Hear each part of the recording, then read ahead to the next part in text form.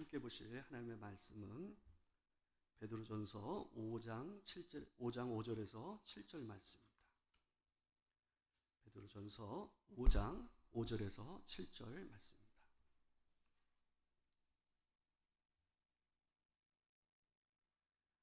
여러분하고 저와 함께 교독하도록 하겠습니다. 제가 먼저 봉독하겠습니다. 젊은 자들아, 이와 같이 장로들에게 순종하고 다 서로 겸손으로 허리를 동이라. 하나님은 교만한 자를 대적하시되 겸손한 자들에게 은혜를 주시느니라. 그러므로 하나님의 능하신 손 아래서 겸손하라. 때가 되면 너희를 높이시리라. 다 같이 읽겠습니다. 너희 염려를 다 주께 맡기라. 이는 그가 너희를 돌보심이라. 아멘.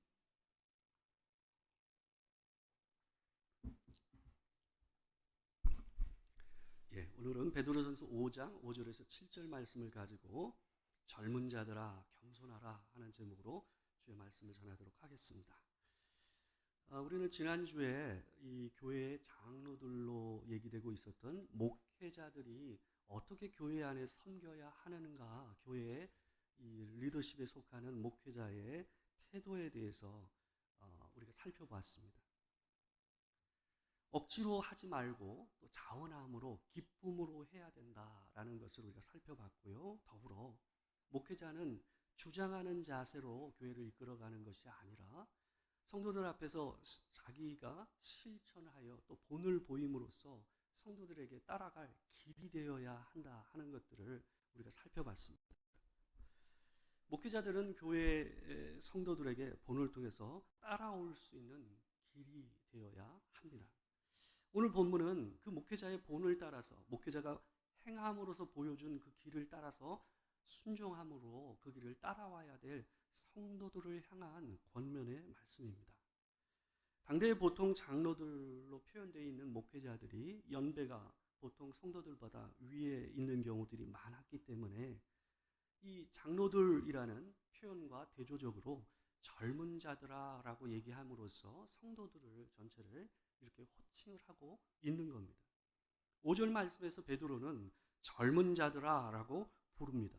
이 젊은 자들은 단지 나이가 젊은 뿐만 아니라 젊은 사람들 뿐만 아니라 교회 성도들을 얘기하는 표현인 걸로 생각하시면 됩니다. 조금 넓은 의미에서 이 젊은 자들이라는 개념을 가지고 이 말씀을 들으셨으면 좋겠습니다. 여러분, 제가 이제 젊음이라는 말을 사전을 좀 찾아보니까 어떤 뜻으로 나오냐면 나이가 한창으로 힘이 넘치고 생기가 있음이라는 의미를 가진 게 이 젊음이라는 말이더라고요. 여러분, 우리도 그런 시절이 있었죠? 네, 그죠? 아마 여기에는 아직 젊으신 분들도 있지만 그렇지 않고 이제는 노년으로 가고 중년 이상으로 넘어가는 연배에 있는 분들도 많이 있습니다.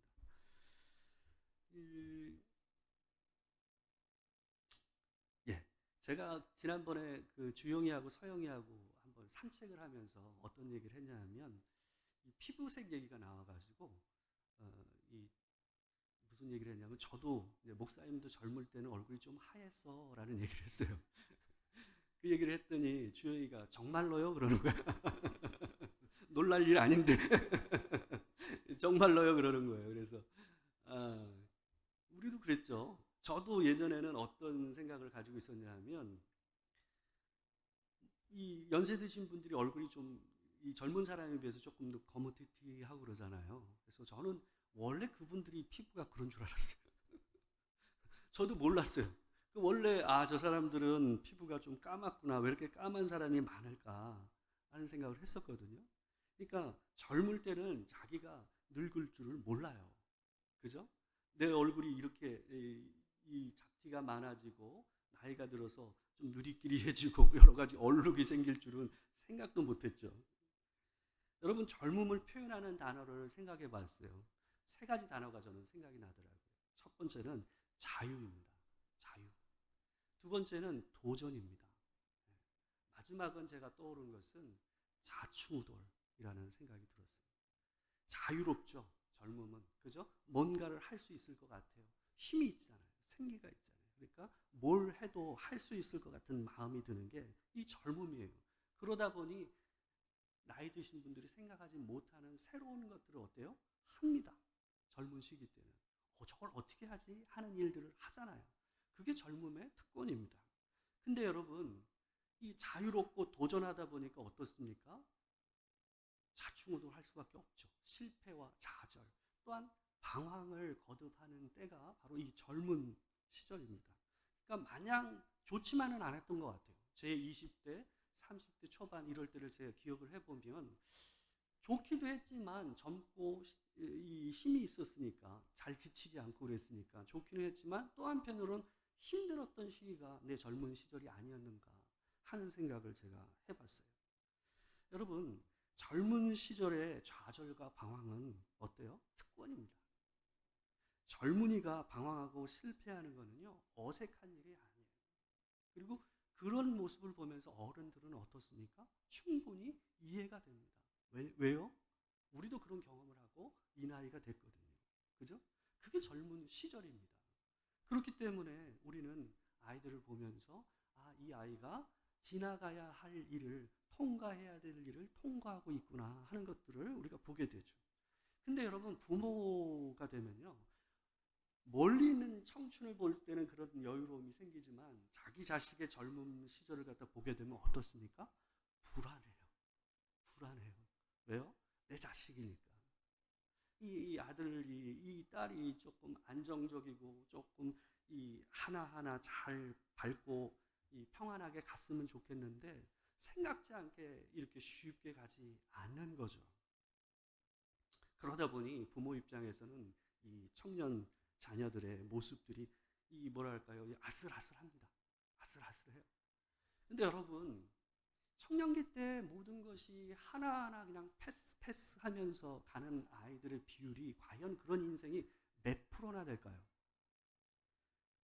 아주 낮은 비율 아니겠습니까?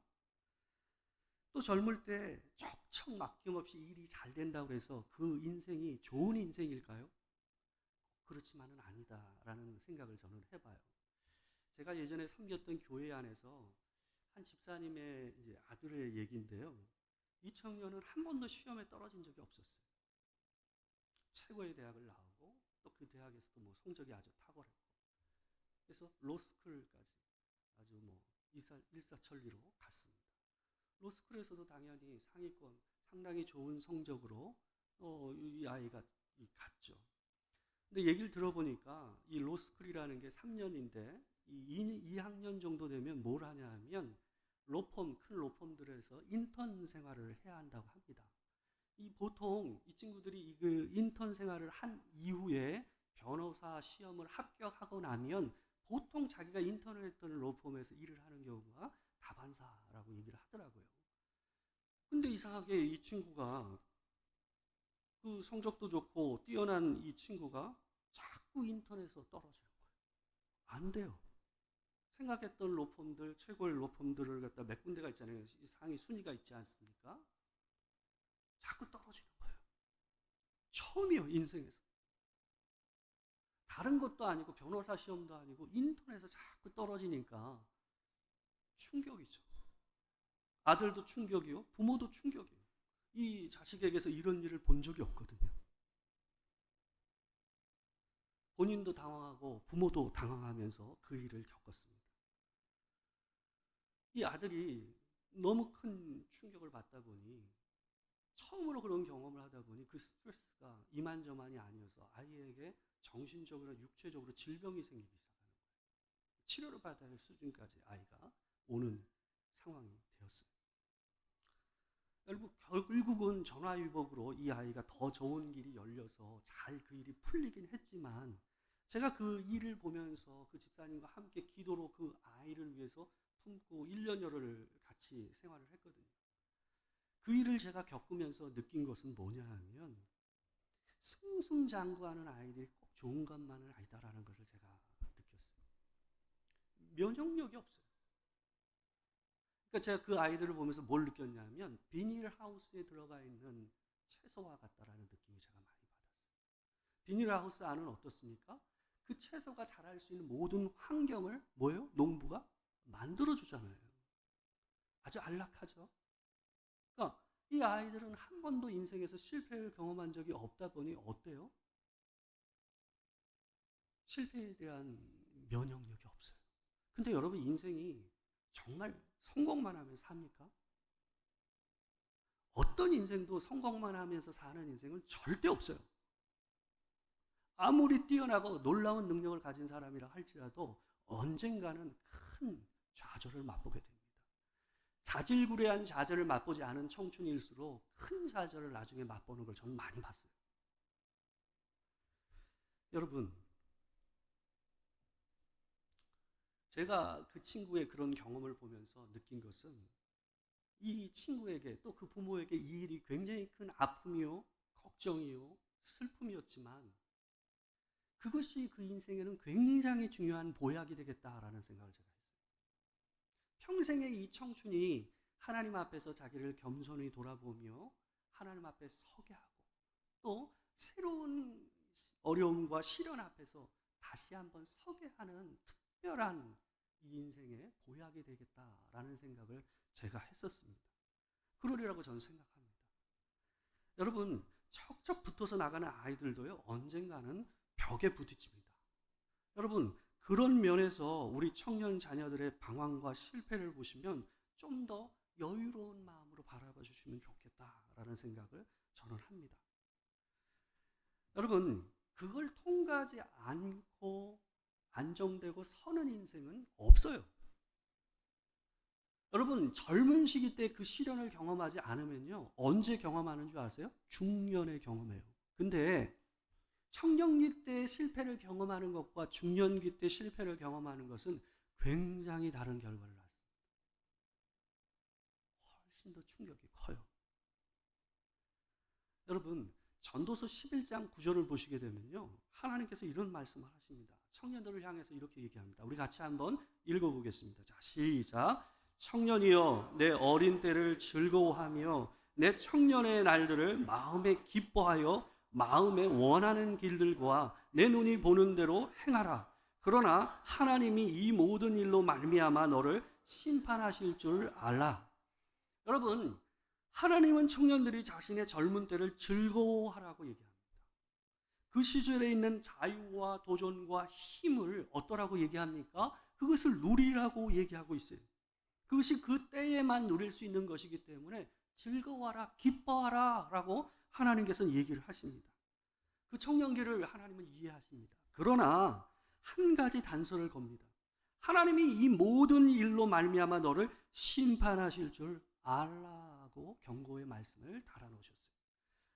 여러분, 이 말씀을 읽으면 청년들이 이렇게 얘기할 겁니다. 어쩌라고.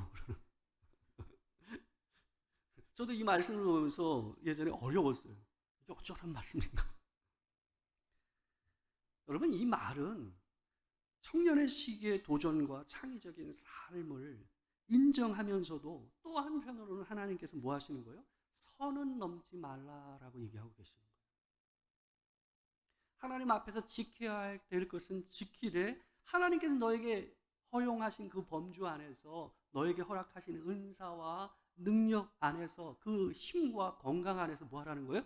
그것을 누리고 마음껏 청춘을 발산하며 살아가라 라고 하나님께서 이 말씀으로 얘기하고 있는 거예요.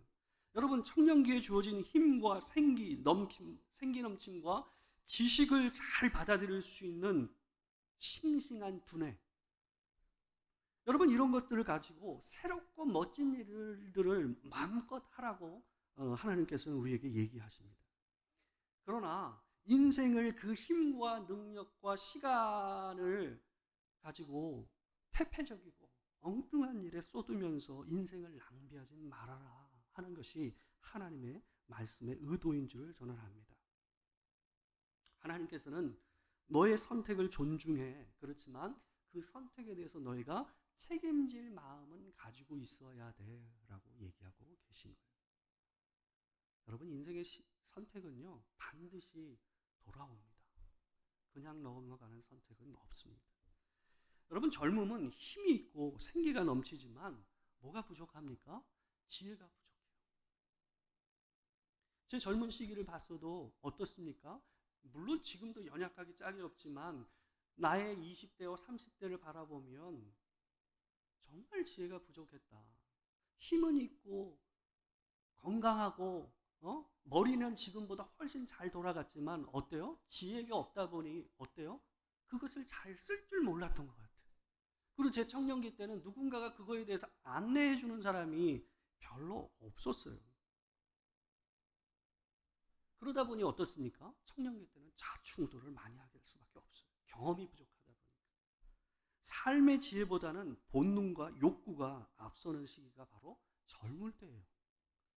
잠언 20장 29절을 보시게 되면 젊은이와 노인을 이렇게 비교하고 있어요. 우리 한번 같이 읽어볼까요? 자, 시작. 젊은 자의 영화는 그의 힘이요 늙은 자의 아름다움은 백발이니라. 여러분, 이 본문에 보게 되면 젊은 자의 힘은 뭐예요? 젊은 자의 영화는 그의 힘이요, 그죠? 그리고 늙은 자의 아름다움 백발이리나 라고 되어 있어요. 근데 여기 뒤에 보면 아름다움으로 되어 있지만 이건 원래 영광이라는 단어로 되어 있어요. 그러니까 둘 다 영화와 영광을 뜻하는 말이에요. 그러니까 젊은 자에게 영광은 뭐예요? 그의 힘이라는 거예요. 근데 늙은 자의 영광은 뭐라는 거예요? 흰머리, 백발이라고 얘기하고 있어요. 여러분, 왜 이 나이 드신 분의 하얀 머리가 영광입니까? 제가 봤을 때 하얀 머리는요, 그 험한 세월, 험난한 세월을 다 거쳐서 여기까지 온 사람에게 하나님께서 허락하신 면류관이라고 저는 생각합니다. 저는 염색을 했습니다. 여러분, 나이는 절대로 그냥 먹는 게 아니에요. 그죠? 인생 한 해 한 해 그냥 지나가는 게 없어요. 여러분, 사람들이 혹간에 이런 말을 합니다. 나이가 벼슬이냐고 얘기해요. 나이 많은 게 벼슬이냐고 얘기하더라고요. 근데 제가 봤을 때 나이는 벼슬입니다. 나이는 쉽게 먹는 게 아니에요. 제가 아이를 낳고 결혼해서 아이를 낳고 길러보고 또 부모로서 살아보다 보니까 어때요? 제가 예전에는 아버지께서 우리 어머니가 살아온 세월이 얼마나 귀하고 또 그 세월을 지내왔다라는 것이 얼마나 대단한 것인가를 몰랐어요. 노인들을 보면서 공경할 줄 몰랐어요. 왜요? 그 인생을 살아오는 게 어떤 것을 내가 몰랐으니까. 모든 인생이 쉬운 인생이 없고 그 어렵고 험난한 그 인생의 위기와 어려움들을 한 해 한 해 겪으면서 지금 이 나이에 이르러서 저분이 저렇게 됐구나 하는 생각을 저는 못했단 말이에요. 그러니까 그분의 하얀 머리를 보면서 공경하는 마음이 없었죠. 근데 제가 인생을 살면 살수록 어떤 생각이 드냐면 저희 아버지하고 어머니가 사신 세월이 대단해 보이는 거예요. 인생을 버텨주시고 우리를 위해서 살아주신 것만으로도 제가 어떤 마음이 들었냐면 대단하구나 하는 생각을 제가 한 적이 있었어요.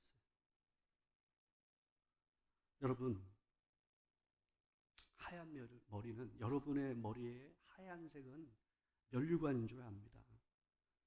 청년들이 우리 부모와 또 연세 많으신 노인분들을 볼 때마다 그들을 향해서 그분들을 향해서 존경하는 마음과 공경하는 마음을 마땅히 가져야 됩니다. 하나님께서 그것을 겸손이라고 바라봐 주십니다. 여러분, 노인들이 하얀 머리에 이 노인들의 하얀 머리에는요 지혜가 있습니다. 삶을 견뎌낸 힘이 있어요. 욥기 12장 12절 말씀을 보게 되면요 이렇게 얘기합니다. 제가 한번 읽어보겠습니다. 늙은 자에게는 지혜가 있고 장수하는 자에게는 명철이 있느니라.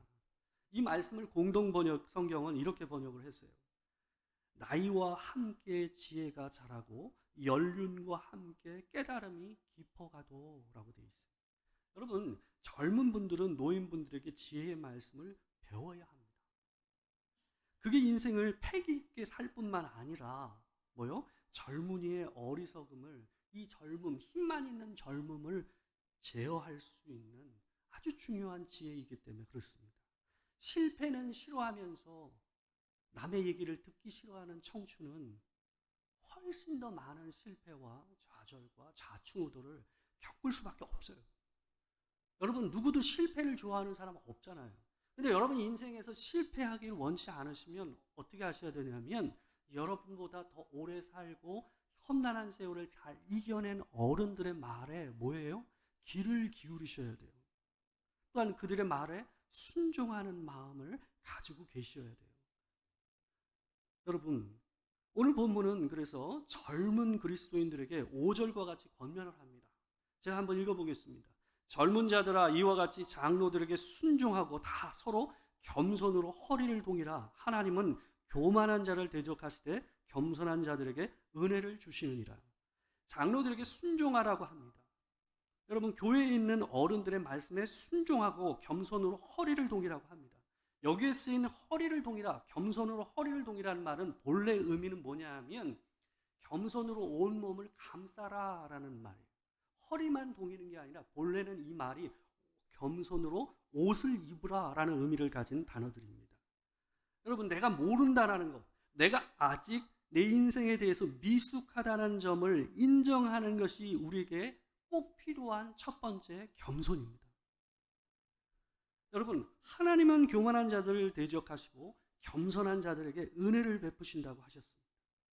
여러분, 그리스도인의 겸손은 단순히 예배를 드릴 때 하나님 앞에서 경건한 모습으로 취하고 서 있고 앉아 있는 찬양하는 모습에만 드러나서는 안 돼요. 그리스도인의 겸손은 사람들 앞에서, 다양한 사람들 앞에서 순종하고 그들의 얘기를 경청하며 받아들이는 지혜 안에서 그 겸손이 드러나야 합니다. 여러분, 우리가 이미 베드로전서를 계속해서 강해해 오면서 우리가 봤습니다. 하나님께서 계속해서 순종하라라는 말을 반복해서 얘기하고 계셨습니다. 이 땅의 제도와 왕, 또한 악한 주인들, 또한 안 믿는 남편의 핍박하는 이 남편을 향해서도 순종하는 태도를 취하라라고 얘기했어요. 근데 그것이 뭐라고요? 하나님 앞에서 하나님께서 하나님을 향한 겸손, 하나님을 향한 순종으로 하나님께서 봐주신다라고 얘기했어요. 그러니까 여러분, 어른들에게, 교회의 어른들의 얘기를 경청하고 순종하는 자세를 하나님께서 뭐로 받아주시는 거예요? 그것을 하나님을 향한 순종과 겸손으로, 그분을 향하신 일로 하나님께서 봐주신다라는 것이 오늘 본문의 말씀입니다. 여러분, 베드로전서 2장 8절에서 9절 말씀을 보게 되면 악한 세상에서 하나님의 방법으로 사는 순종하는 그리스도인들의 모습으로 사는 것이 어떤 의미가 있는지를 이렇게 얘기합니다. 자, 2장 8절 9절 말씀 우리 같이 한번 읽어보겠습니다. 자, 시작. 또한 부딪히는 돌과 걸려 넘어지게 하는 바위가 되었다 하였느니라. 그들이 말씀을 순종하지 아니함으로 넘어지나니 이는 그들을 이렇게 정하신 것이라. 그러나 너희는 택하신 족속이요 왕같은 제사장들이요 거룩한 나라요 그의 소유가 된 백성이니 이는 너희를 어두운 데서 불러내어 그의 기이한 빛에 들어가게 하시니에 아름다운 덕을 선포하게 하려 하심이라. 여러분, 우리가 하나님의 말씀을 따라서 순종하는 모습이 결국은 하나님을 세상 가운데서 하나님을 선포하는 일이 된다는 거예요. 그분의 아름다운 덕을 드러내는 일이 된다라고 말씀하고 있는 거예요. 여러분, 우리가 이 세상 안에서 어른들에게 순종하고 그들의 말을 잘 듣고 배우는, 그들에게 있는 질, 삶의 질을 받아들이는 그 태도가 여러분, 교회 안에서도 하나님을 드러내는 일이 되고 교회 바깥에서도 하나님의 이름을 드러내는 일이 된다라는 것이 오늘 말씀입니다. 여러분, 우리가 하나님 앞에서 겸손해야 됩니다. 그 겸손은 실질적으로 내 주변에 있는 어른들 앞에서 그들의 지혜를 받아들일 줄 아는 마음으로 있는 데서 첫 번째로 오늘 겸손이 드러납니다. 두 번째로 오늘 본문에서 우리에게 겸손하라, 젊은 자들아 겸손하라, 성도들아 겸손하라 하면서 한 가지 더를 말씀하고 계세요. 7절 말씀을 한번 보겠습니다. 7절에 보시게 되면 이렇게 되어 있습니다. 너희 염려를 다 주께 맡기라. 이는 그가 너희를 돌보심이라. 하나님께서 내 인생의 염려를 하나님께 내 인생의 염려를 맡기지 못하는 것이 성경은 뭐라고 그래요? 교만이라고 해요. 그러니까 내 인생의 염려를 하나님께 맡기는 것이 뭐라는 거예요? 그것이 겸손이라고 얘기하고 있습니다. 여러분, 여기에 쓰인 맡긴다라는 말은요, 내팽개치다라는 표현이에요. 이게 무슨 말이냐 하면 다시는 내가 그것을 짊어지지 않을 것처럼 완전히 내던져버리는 태도를 가르쳐서 맡기다라는 단어를 쓰고 있는 거예요. 여러분, 근데 여러분 어때요? 어느 날은 내가 내려놓은 것 같은데 다시 내 어깨 위에 올려져 있고, 또 어느 날은 어때요? 주님께 맡긴 것 같은데 맡기겠습니다라고 기도하고 또 일어섰는데 어때요? 내 손 안에 그 염려가 다시 돌아와 있는 경우들 너무 많이 보지 않습니까? 여러분, 그러지 말라는 거예요. 여기서 쓰는 맡기라는 것은 다시는 내가 그것을 다시 한번 손으로 잡지 않고 내 어깨 위에 짊어지지 않을 것처럼 내팽개치듯이 하나님께 맡기라. 그것이 하나님 앞에 염려하지 않고 하나님을 믿고 사는 자의 겸손이다라고 오는 본문은 얘기합니다. 여러분, 염려가 말씀을 받아들이는데 가장 큰 걸림돌이라는 거 여러분 아십니까? 여러분, 한번 내 마음에 염려가 들어오면 어때요? 쉬 안 나가죠. 자리를 한번 잡으면요, 그 염려가 계속해서 나를 괴롭힙니다. 여러분, 염려가 한자로 어떻게 되어 있는 줄 아세요? 염려가요, 생각할 염에 생각할 여자예요. 그러니까 염려는 뭘까요? 생각이 많은 거예요. 염려는 생각이 많은 거예요. 아직 생기지도 않은 미래의 일들에 대해서 생각이 너무 많아서 잠을 이루지 못하는 상태. 이게 뭐예요? 염려에 붙잡혀 있는 상태. 여러분, 우리가 염려하는 일이 실제로 현실이 되는 확률이 얼마나 되는 줄 아세요? 여러분, 어니 젤린스키라는 이 저명한 라이프 코치가 이런 말을 했습니다. 많이 들어보셨을 거예요. 같이 한번 볼까요? 한번 읽어보도록 하겠습니다. 같이. 자, 시작. 우리가 하는 걱정의 40%는 절대 현실로 일어나지 않고, 걱정의 30%는 이미 일어난 일에 대한 것이고, 걱정의 22%는 사소한 고민에 불과하고, 걱정의 4%는 우리 힘으로 어쩔 도리가 없는 일에 대한 것이다. 걱정의 나머지 4%만 우리가 바꿔놓을 수 있는 일에 대한 것이다. 여러분이 걱정을 해서 뭔가를 해결할 수 있는 프로테지가 몇 프로라고 얘기합니까? 이 사람이 4%라고. 그러니까 96%는 솔직히 여러분이 또 제가 씨름하고 그것을 계속 고민한다고 해서 그것이 없어지거나 해결되거나 아니면 있지 않을 수도 있는 일이다라고 얘기하고 있는 거예요. 여러분 기도의 사람으로 알려져 있는 이 조지 뮬러라는 사람이 있습니다. 이 조지 뮬러라는 사람이 이런 말을 했습니다. 같이 한번 읽어보겠습니다. 자, 시작. 믿음이 시작되는 곳에는 염려가 사라지고 염려가 시작되는 곳에는 믿음이 끝난다. 여러분, 한 번 더 큰 소리 한번 읽어보겠습니다. 자, 시작. 믿음이 시작되는 곳에는 염려가 사라지고 염려가 시작되는 곳에는 믿음이 끝난다. 여러분, 내 안에 염려가 얼마나 내 인생을 좌지우지하고 있고 나를 잠을 못 이루게 하고 있고 나를 괴롭히고 있는가를 보면 내가 어떤 믿음으로 하나님 앞에 살고 있는가를 볼 수 있는 거예요. 여러분, 그것을 오늘 본문은 뭐라고 그러는 거예요? 교만이라고 얘기해요. 그 염려를 하나님께 맡기는 것을 성경에서 오늘 뭐라고 그래요? 겸손이라고 얘기하는 거예요. 하나님을 진실로 의지하고 그분이 나를 도우실 수 있고 또 도우실 것이라는 것을 붙잡고 사는 인생, 그것이 하나님 앞에 겸손한 인생입니다. 오늘 겸손에 대해서 두 가지를 우리가 봤습니다. 첫 번째는 뭡니까? 우리가 우리보다 인생을 오래 산 사람들 또한 교회의 목회자의 말씀을 통해서 뭐예요? 그것을 받아들이고 순종하는 태도를 갖는 것을 하나님께서 뭐라고 얘기합니까? 겸손이라고 얘기합니다. 두 번째 뭡니까? 내가 내 삶의 염려를 계속 붙잡고 사는 인생이 아니라 그 염려를 하나님께 드리고 하나님을 믿고 의지하면서 사는 인생을 뭐라고 그래요? 겸손이라고 하나님께서 오늘 얘기하십니다. 여러분 안에 있는 염려를 하나님께 맡기고 하나님께 주시는 평안을 따라 오늘도 살아가시는 주의 은혜가 있기를 주의 이름으로 축원합니다. 기도하겠습니다. 사랑하는 주님, 하나님 앞에서 믿음을 고백하지만 하나님 시시때때로 다가오는 이 염려가 우리를 누를 때가 있습니다.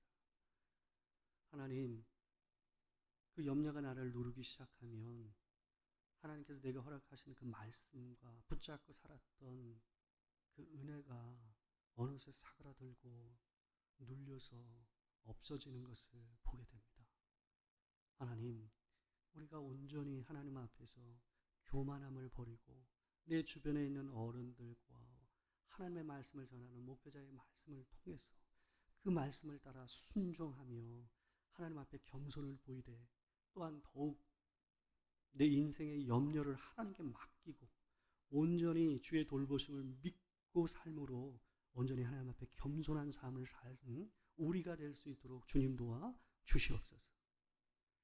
지금은 우리 주 예수 그리스도의 은혜와 아버지 하나님의 크신 사랑과 성령의 교통하심이 진실로 하나님 앞에서 교만한 마음을 버리고 듣는 귀와 또한 하나님을 믿고 주의 돌보심을 따라 염려하지 아니하고 하나님 앞에 살아가는 평강의 삶을 소망하는 도토리교회 모든 성도들과 이 자리에 함께한 성도들 가운데 지금으로부터 영원토록 함께 하시기를 축원하옵나이다. 아멘.